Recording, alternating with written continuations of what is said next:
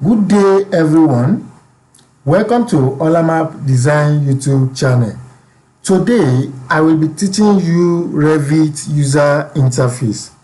Ensure to give this video a thumbs up and subscribe to my YouTube channel so that you can get a notification whenever I do a new video on Revit software.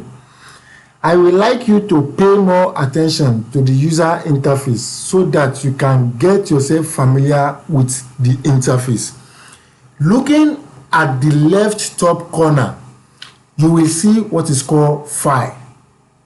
If I click on this file, you will see what is called New. Under this New, you can create a new project file. You can also create a new set of custom components to use in this project. You can also open a template for creating a conceptual massing model. You can also open a template for creating a title block family. You can also create a tag or symbol to identify any element in the project. Under this file, you will also see what is called Open. Under this Open, you can open an existing project in your Revit. You can also open an existing family. You can open any type of Revit file, and so on and so forth. You can also see what is called Save. You can save your project as you are working. It is always advisable that you save your project as you are working. You can also see Save As, where you can save the current Revit model to the cloud. You can save the current Revit project file. You can also save the current project file as a template, and so on and so forth. You can also export by creating a DWF or DWFX file. You can create a DWG or DXF file, and so on and so forth. You can also print. You can see there is print, print preview, and print setup. Now let's click on Close. All what we have here is what we call ribbon. You can see my cursor. All what we have here is what we call ribbon. The one at the top here is what we call Quick Access Toolbar. And if I should click on this Architecture tab, you can see some tools under it. We have the wall, we have the door, we have the window, we have the component, and so on and so forth.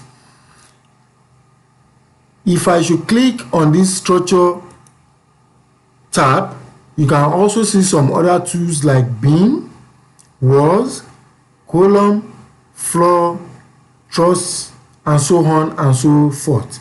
You also have your steel, your system, insert, annotate. Under this annotate, that is where you can see your align dimension, linear dimension, angular dimension, your detail line, and so on and so forth. You can go to your analyze. You see some tools there for you. It goes to your massing and site, your collaborate. You can also go to your view. Under this view, that is where you can see your default 3D view, your section, your callout, your plan views, your elevations. You can go to your manage tab, where you will see your materials, your object style, snaps, your project information that you are working on, your project parameters, your project unit. For instance, let's click on project unit.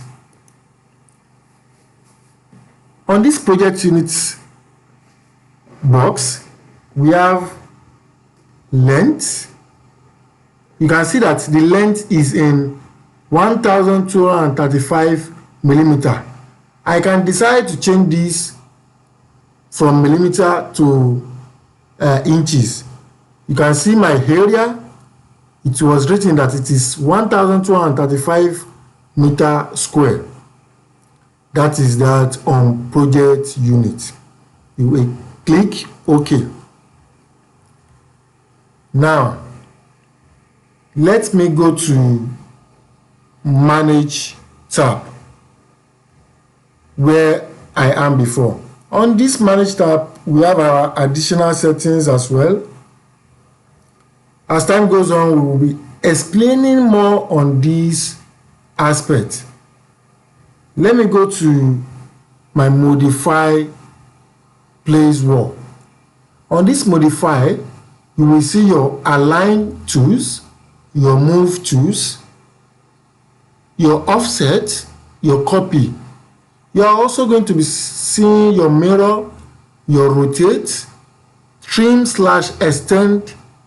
You can see that this Trim/Extend is up to 3.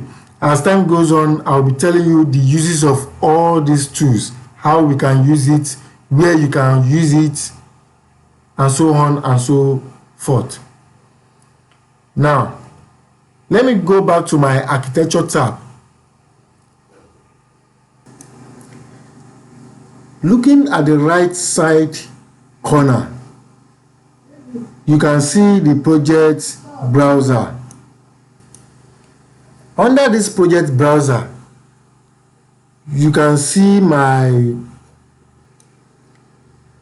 ceiling, first floor, ground floor, level 1, level 2. This is where you can switch from one level to another. You can switch from your first floor level to your ground floor level to your level 1, level 2, and so on and so forth. It depends on the numbers of level and how you modify the name of the level to be. You can switch to them as you want. You can also see your ceiling plans where you have your ceiling. You also have your first floor, you have your level 1, your roof, level 4, like that. I can decide to go to my elevation. By switching to this east, it's going to take me to the east elevation. Can you see? Now I am at the east elevation side. I can also switch to the south. This is the south elevation. You can see. I can also switch to the west. Now this is the west elevation. Looking at the left hand side, you can see the project properties. What we have here is called type selector. In this point, I can decide to change the type of these materials and orders. Depends on what I selected, either on my ground floor and orders. Now let me go back to my ground floor plan or first floor plan.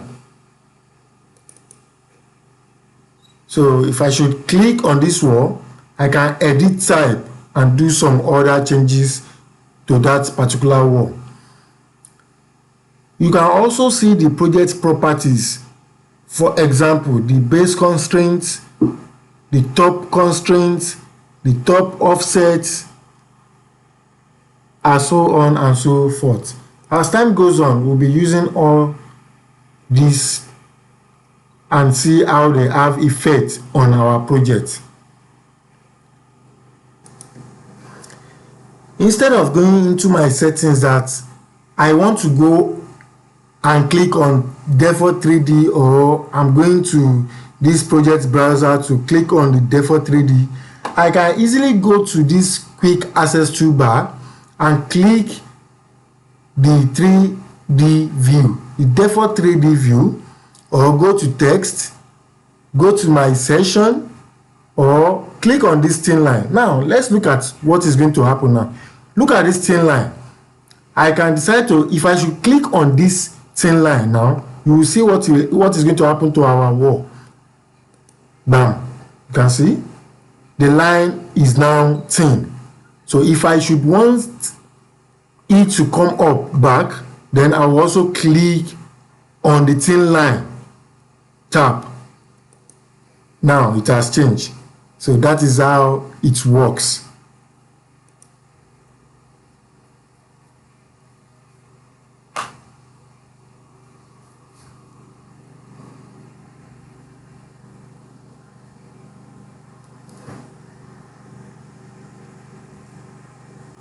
I will also like you to show you something, because if you install your Revit software, don't be surprised. The Revit software we are using here is Revit 2020, and don't be surprised that it's possible you didn't see your project browser there. Let's assume this project browser is not here, for instance. I've closed it. Now, how can I bring it up back? I will go to my view.